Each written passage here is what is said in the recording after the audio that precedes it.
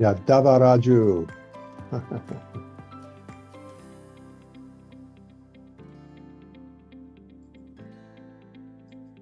Alan Delayam.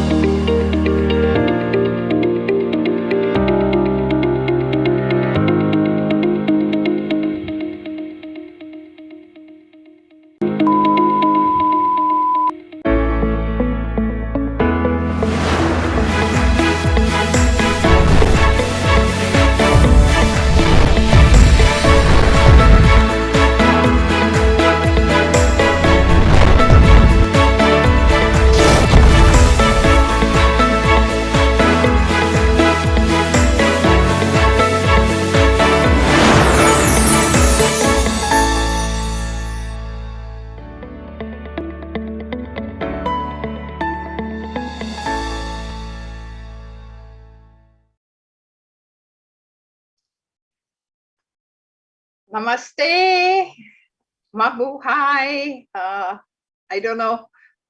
Aibowan. Good morning. Welcome to our first interactive open forum and the Q&A session.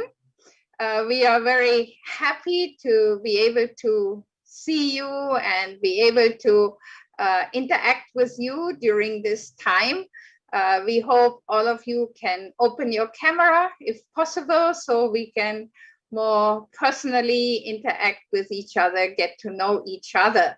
I also hope that you have been were able to start studying and listening to several of the presentations of our 11th batch of the Asia Pacific Leadership course. And I sincerely hope that you are enjoying these presentations. You might have some questions, you might have comments and suggestions, recommendations and feedback. So this is the time when you can post your questions or post your thoughts in the group chat, or you could raise your hand throughout today's program.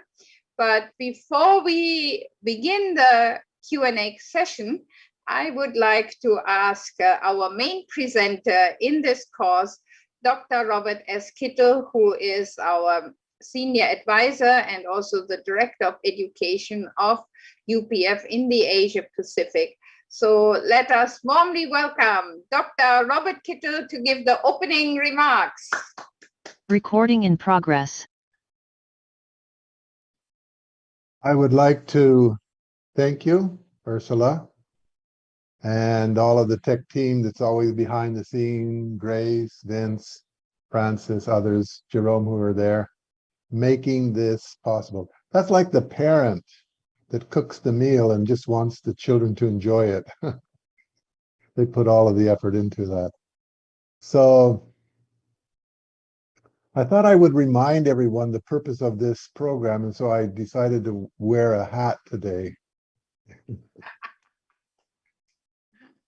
2 weeks from now, we want to graduate together, and I think... Recording stopped. Uh-oh, the recording stopped. Okay. Anyway, I'm excited. When we had the opening session together a week ago, we showed a video about the World Summit. And this was in February. And recording in progress.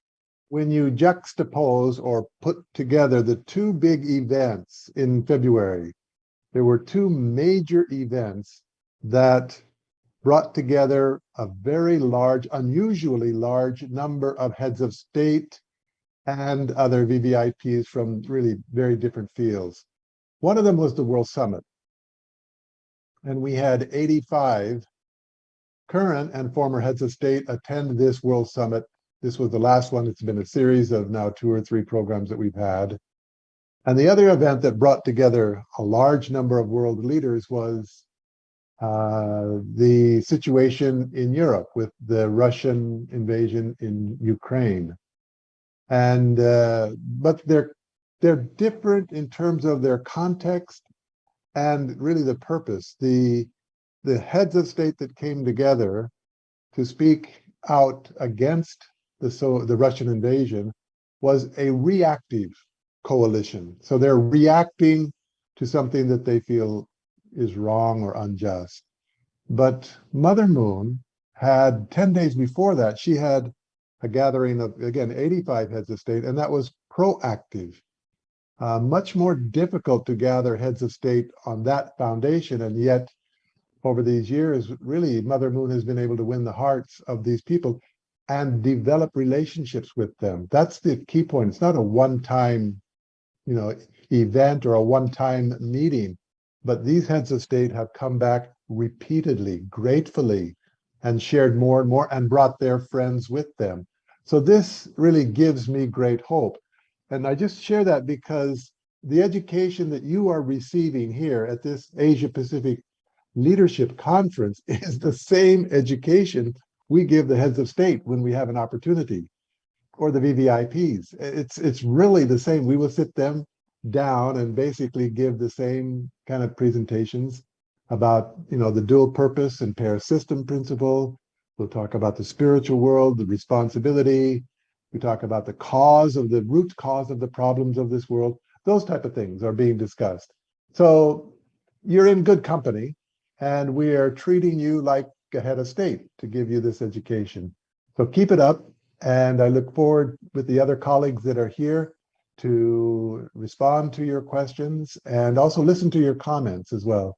So thank you, Ursula, for this opportunity. And yeah, let's encourage each other as we move forward. Thank you.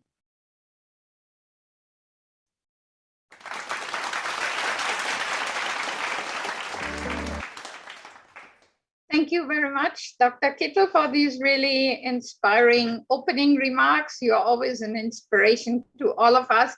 And I'm sure all of our participants, you will get to know Dr. Kittel more through his many engaging presentations of this course. And before we start actually our Q&A session, I would like to introduce our panelists who will answer your questions or really receive your feedback. We really want to hear from you too for what you have to say about the presentations that you were able to listen to until now, so far. I know you haven't finished the course yet, but it will motivate you to study more and more. So beside Dr. Robert Kittel, we also have Reverend Julius Malikdem. Dr. Julius Malikdem is the sub-regional director of the UPF in the Southeast Asia sub-region. We have Reverend Greg Stone. He is the Deputy Secretary General of UPF Asia Pacific, especially in charge of Oceania. We also have our Miss Honorable Milan Rajbanshi. She is not only a former member of parliament or of the Constituent Assembly in Nepal, but she's also really very active coordinator for our APLC course here in Nepal. We have Mr. Samad Sinolin. He is our UPF coordinator for the Central Asia region. And also Mrs. Grace Karumba. She is here. She is our Deputy Secretary General of the UPF. So we have a wide range of experienced leaders who are ready to answer any question that you have. You can post, if you haven't done so, you can post questions to Q&A. There's Miss Mariah. She will pass on these questions to me. So let us begin with the very first question, which was posted by Maria Irene T. Parzan from the Philippines. And she is asking a very important question here. There is a saying, love yourself before loving others, and you cannot give what you don't have. But you are also saying, live for the sake of others. Does it mean that we have to forget ourselves? How do we handle people who would take advantage of our kindness? And how will we handle if we have nothing left to give and someone is asking for help? Do we prioritize them before our own family? So now this is a very important question and relevant to Dr. Kittel's presentation. So I will ask Dr. Kittel to please respond to Mrs. Irene Parzan. Yeah, thank you, Ursula, and thank you, Irene, for the question. There were many questions in there, and I'm not sure I got all of them, so kind of keep a track. The main one, I think, we are, told to love yourself first, and that you cannot give something that you don't have. So I would say, and then your question is, we're supposed to live for the sake of others. Does that mean it negates loving yourself first? And my answer would be no. If you want to love yourself, that means that you want the best for yourself. So you want what is best for you. And that means you need to live for others because that's what's best. By living for others, you don't lose. It looks like you're losing, like you're giving something, and you give and give, and but honestly speaking, and this is the you have to test it and figure it out, and it will work. If you are genuinely living for others, genuinely giving, they will want to give back. So you won't lose. You will actually be the winner in this case because you will gain friends. If you don't give and you say, well, I just need to live for myself, and I will respond if someone loves me, then of course I will respond. Here's an interesting story. My daughter brought this to me.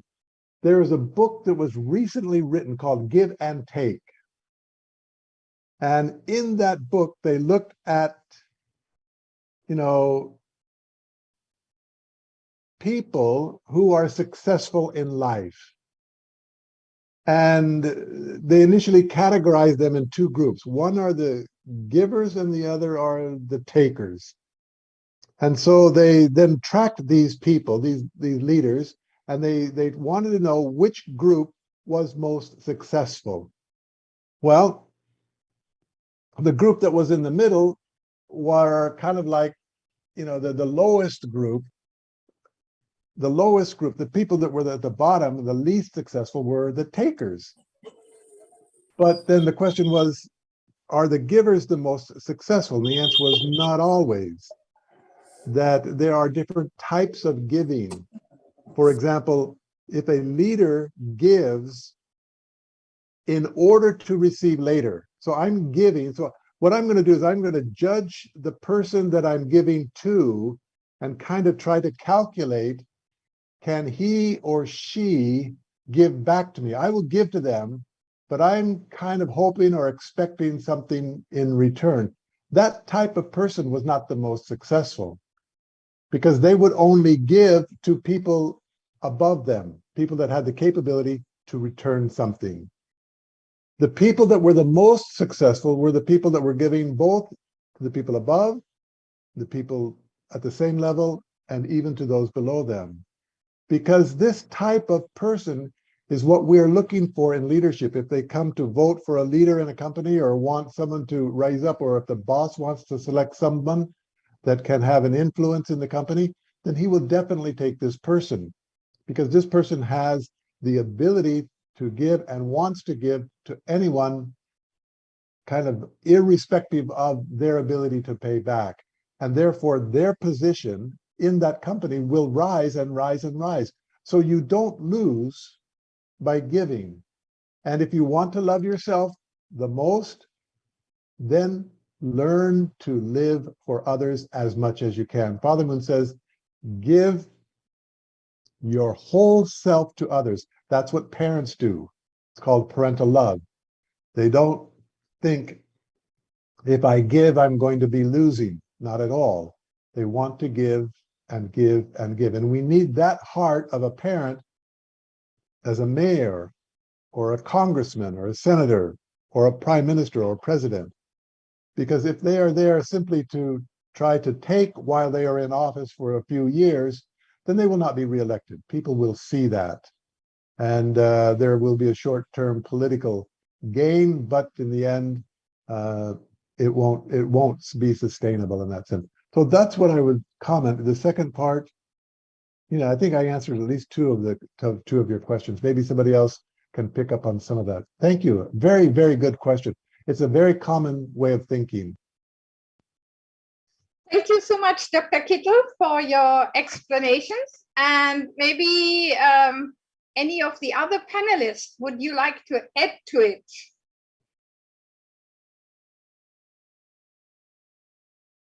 Please unmute yourself. Yeah, Reverend Greg Stone, please unmute yourself.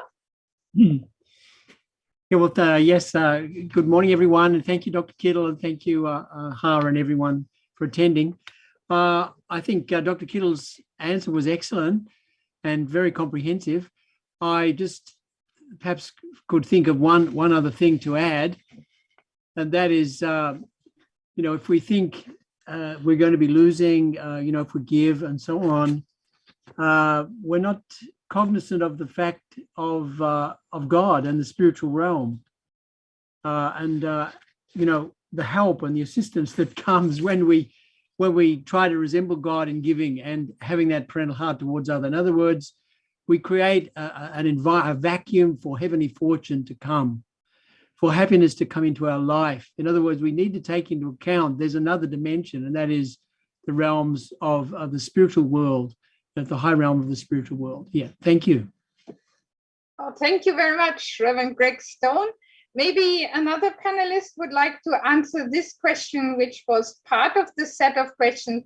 How do we handle people who would take advantage of our kindness? I think that's a very common worry. And maybe one of you, the panelists, would like to address that part.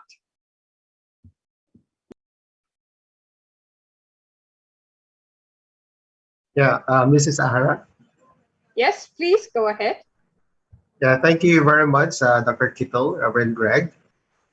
Actually, the question about how do we handle people who would take advantage of our kindness, actually, it starts with our motivation in giving. When we give and we expect something in return, then this will really happen. When some people ignore or would not even give thanks for the kindness that you have given, then that means you are expecting something in return. So, and then you will feel like taken advantage, that your goodness, your kindness has been taken advantage of by somebody else. However, our founders, Dr. Sun Myung Moon, Dr. Hak Ja Han Moon, they would always say that when you give, you forget. And you give and forget. I think it is in one of our presentation in this APLC that the main motivation in giving is not to take something, also as explained by Dr. Kittle in the book Give and Take, that those who become more successful in life are those who just give without expecting anything in return. So in that way, when you will not feel taken advantage of, so just give and give without expectations. Actually, in the Universal Principles of Peace, this is so important for UPF, peace principles, that even God's ideal is based on living for the sake of others, or based on living for the sake of something above you, something greater than you. So that's why even in this principle, we explain that God created based on living for the sake of others. So that's why when we think of all created beings, everything is governed by this principle of living for the sake of others. Why? Because when we think of living for the sake of others, also our happiness is guaranteed. So that means when we live for the sake of the whole, we don't have to worry about our own happiness. We don't have to worry about our situation, because everything will naturally come back to you in some way, because this is God's universal principle. Everything is created in this way. So that's why I think when we think of kindness or goodness or living for the sake of others, motivation is more important and very important. Why do we give? Why do we live for the sake of others? So without expectation, without expecting something in return, then we will not feel taken advantage of. Thank you. Thank you very much, Reverend Malikdam. May I add to that? Okay. Thank you, Julius, for that. You stimulated an idea or an experience that I had. When I first came to this region of the Asia Pacific region, I lived in South Asia, and coming from, as a Westerner coming into the South Asian environment, then one of the difficulties that you deal with immediately are, the large number of beggars that you kind of, you don't, you, of course, you run into them occasionally in the West, but you get a lot more of them. At least I experienced that. So then I thought to myself, if I give, then will this become addictive to them? Or are they already addicted? Am I making the problem worse? Some government slogans have said that and encourage people not to give. Or how do I handle that? So I thought to myself, I can't give to all of them.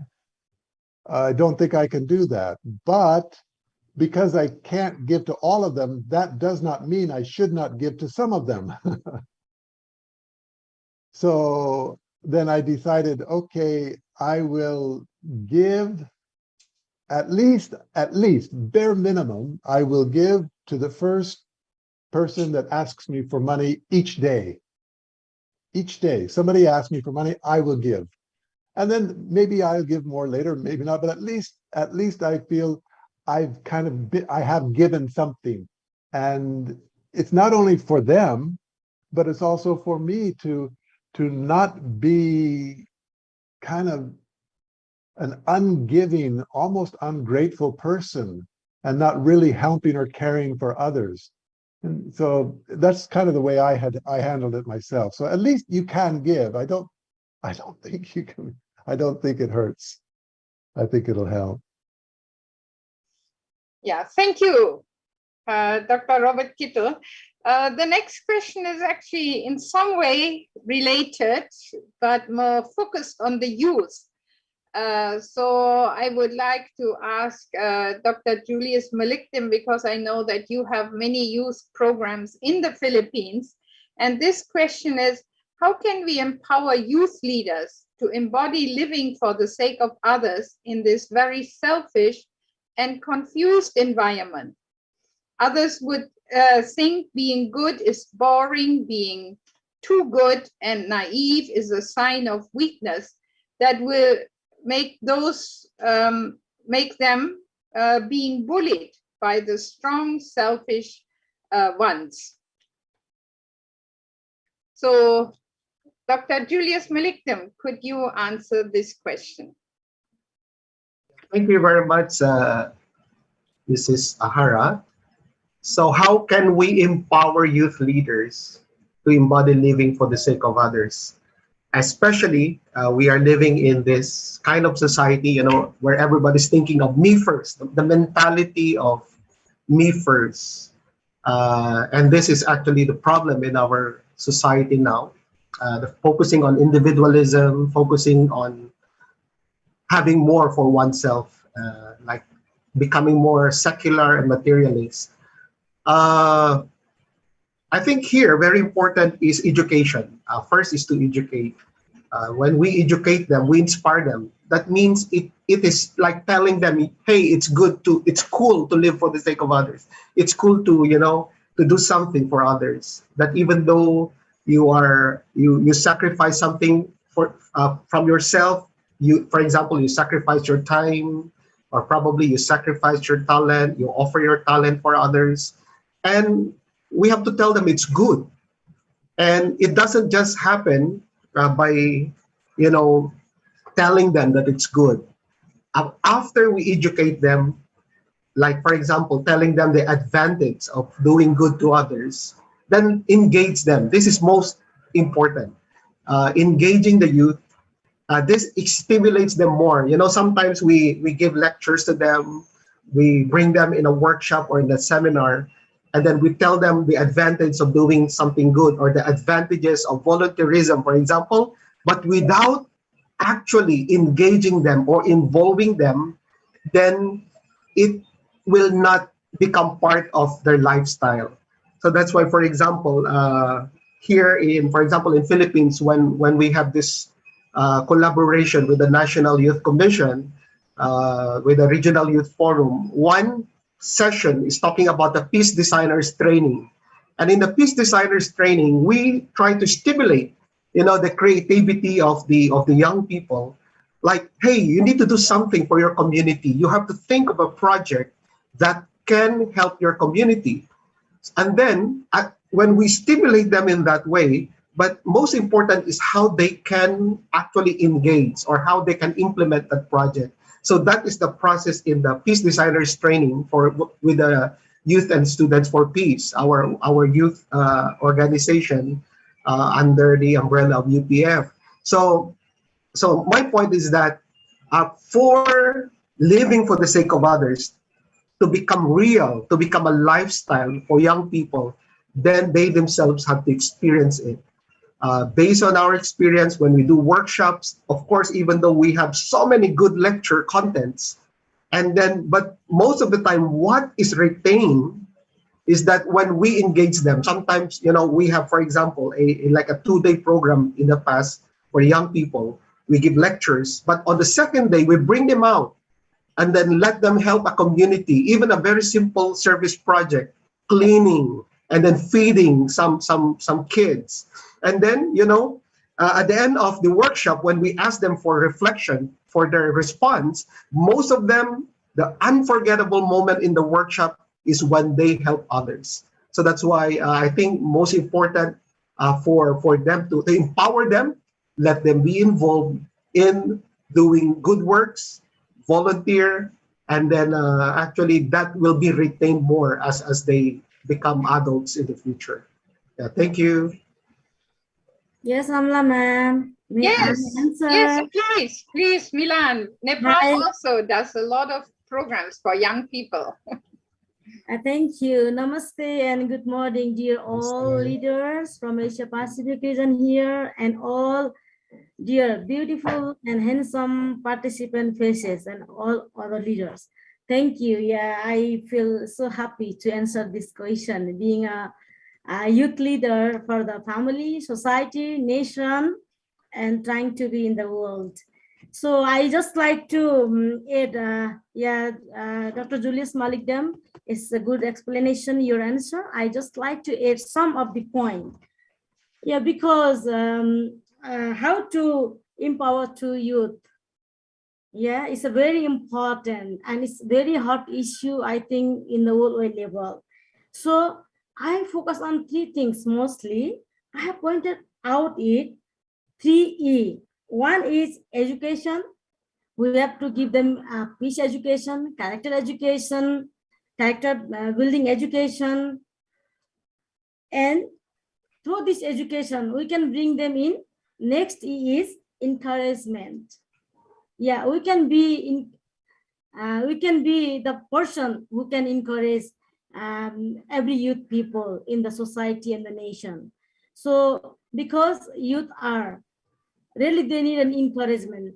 Based on my experience that I can, when I see the youth people, youth leader, young leader, so actually they are seeking for something who can encourage them and who can guide them and who can support them what they want to do for the nation and for the society and even for the world peace. So I believe in the youth are the person who can holding the hope and peace building things. Next E is examples.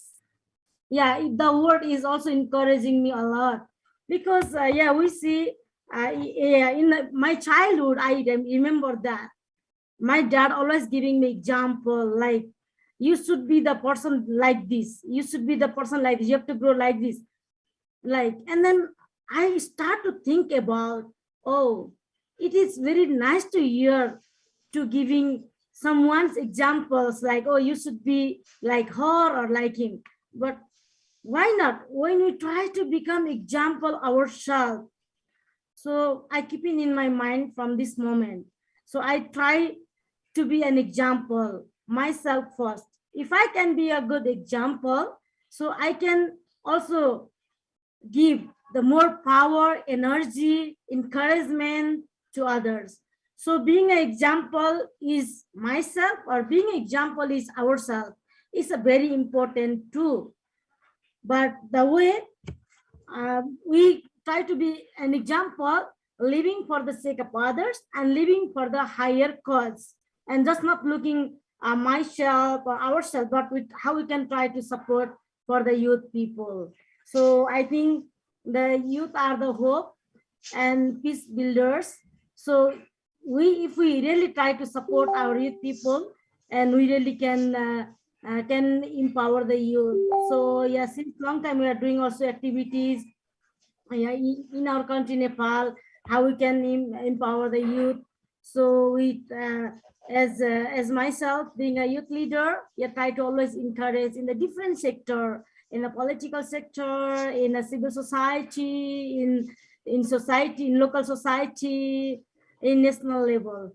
Yes, I think that's also youth must be the more powerful, so that we can really encourage more. And this is the way that we can support youth to empower more. Thank you. Thank you very much, Mrs. Honorable Milan Rajpanchi. I think the most powerful way to teach is by being the example. Very wonderful. Thank you so much. And actually, we had for a short while, Reverend Santosh Neopane came on, but it seems his mobile is already off, no more battery. But they had in Fiji just now the offline course. They gathered together 30 participants studying our APLC leadership course. So today they cannot be with us, but next open forum, they will join us also at that time. So we are very happy. And maybe we had a few people responding to Honorable Milan's comments. I saw Mr. Da Oman and Mrs. Shah Jabin Khanam. Would you like to give some comments? You could unmute yourself if you like to give some comments.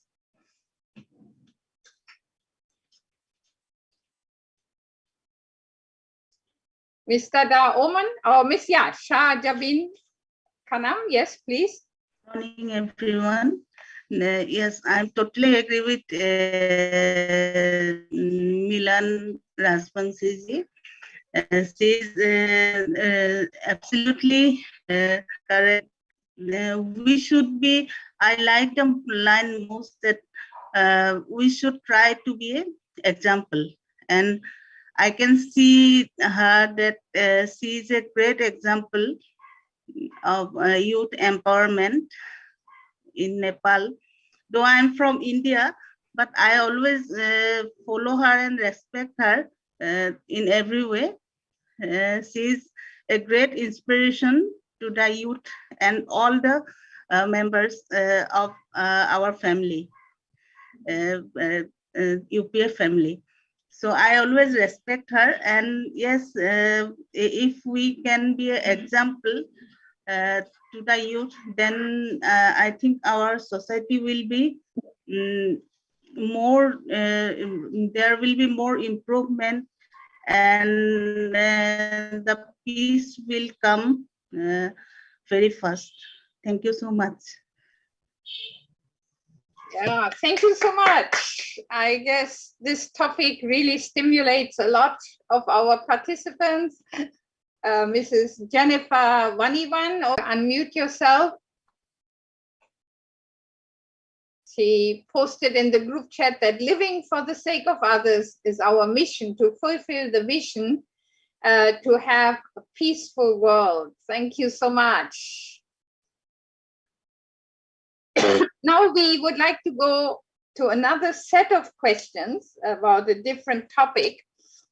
And this is about the outbreak of war in the Ukraine has shocked the world, and I'm sure all of us.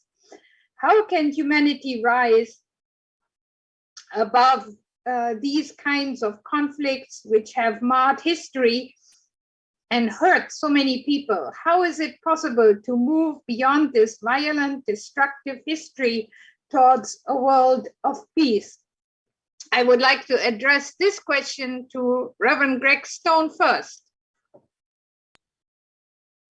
Thank you, Ahara, and yeah, thank you everyone for your contributions.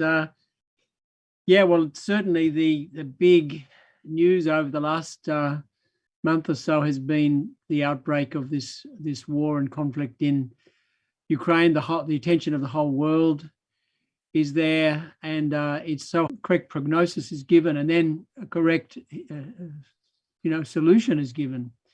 The virus or the bacteria is identified, and then the antidote is given, and then there's no other way for that person to get back to their health. So in terms of the conflict, where does this conflict begin? Where is its root? It's manifested in the family as well, but between neighbors, on every level, not just between nations. And I think it goes back to the division of mind and body, and this is where Father and Mother Moon have identified this. But also, I think many spiritual people in the past and leaders in the past have seen that it comes from this corruption of the heart, within ourselves. How can we bring the world forward towards peace is the only way. We have to start there. Even it's hard. We're talking about billions of people. But I think ultimately to reach world peace, we have to address this problem, beginning with the mind-body issue. So much, Reverend Greg Stone, and maybe would like someone else to give a comment or feedback. I see Ms. Da Omen, you always give your encouragement. Would you like to share something of your thoughts?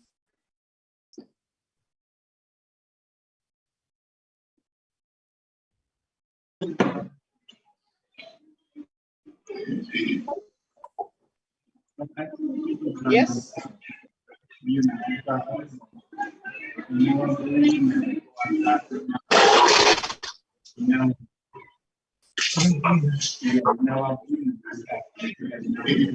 Yes, are you able to give your feedback, or are you in another program? It's difficult to respond.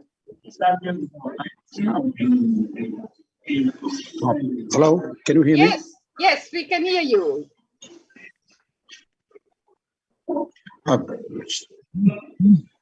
Sorry, I'm actually in an environment that I can't actually give my comment. So please, my apology, please, apology. Okay, we understand, but we are happy that you always respond with your emotion, emoticons, and reactions. Thank you very much. Yes. Think about it, this clash of values, once you set an absolute materialistic view of life as your North Star, as your guiding philosophy, then,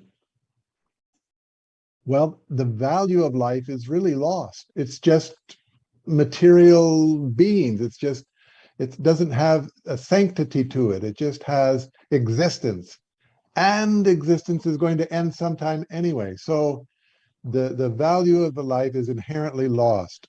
It also means that war and fighting are easier to kind of engage into and are almost inevitable. Conflict is inevitable. That's, again, a communist ideology. It's not only in the Western or people that have more of a spiritual value, conflict is kind of, the last thing that you want to do. Work it out, negotiate, talk, dialogue, but, don't go to war. But someone that believes, again, in the materialistic view of life, that's not the value system. They see conflict as necessary. It's part of life.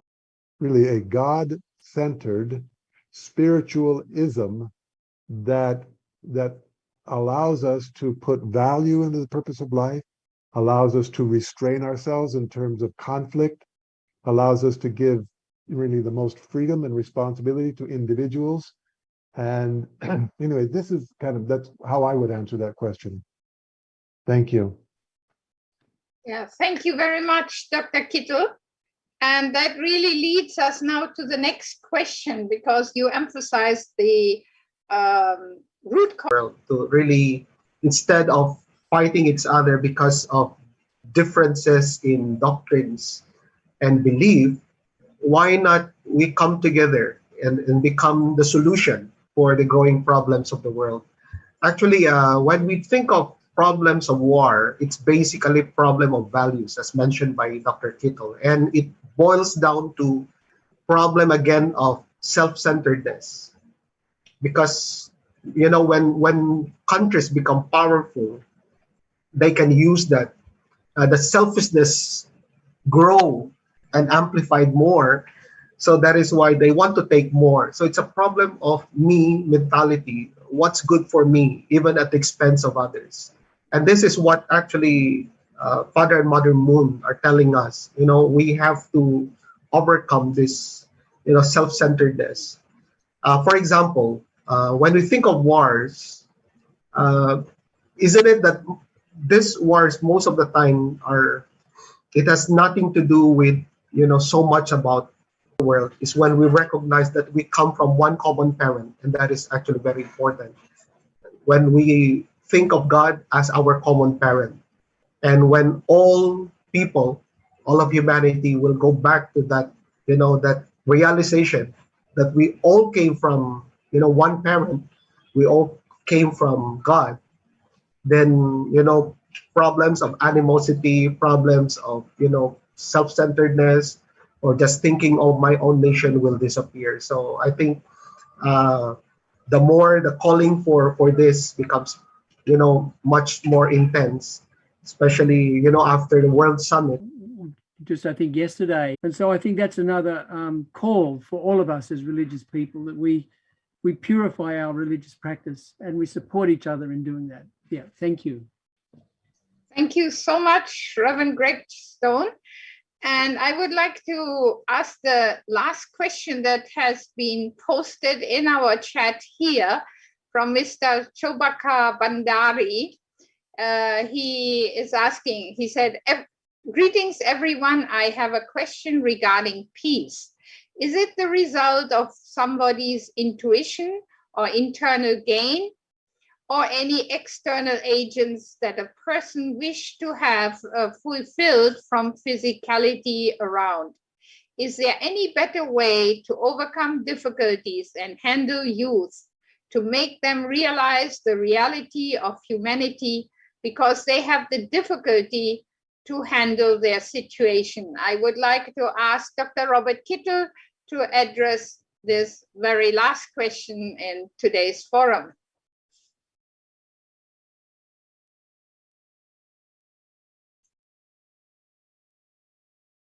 Please unmute yourself. You are muted. I was listening to myself and I was enraptured. This is Nina Finmorov posted her question, but I would like to apologize as our time is up, but we will keep this question for next time. So make sure that you will be with us in the second open forum next Saturday, the same time, same link, same time at 10 a.m. We will begin with your question that you have posted here, and which is very relevant, and we will continue our discussions. We also really encourage all of you, maybe some of you were not able to, as peace ambassadors, as a community of global peace-loving citizens, and how we can make a change. So I really encourage all of you to put down your questions so that we can continue our discussions next week. So I really thank you again and hope to see you. And please don't sign out yet. We want to have a group photo together. Please turn on your cameras, and so we can take a group photo and remember this memorable interaction. Please turn on your cameras as much as it is possible. I want to also recognize the presence of Dr. Venus Augustine. He is the vice chair of the UPF in the Asia Pacific. I didn't call on him because I was worried that he might be not in a position to respond, but next time we want to hear from him. Okay, so our tech team, yes, let's show peace. Peace. And heart, love. We talked a lot about the power of love and forgiveness. And one more, victory. Okay. Thank you so much. And we see you all next Saturday. Thank you Thank for you. your participation. Now you can unmute yourself. Thank you very much.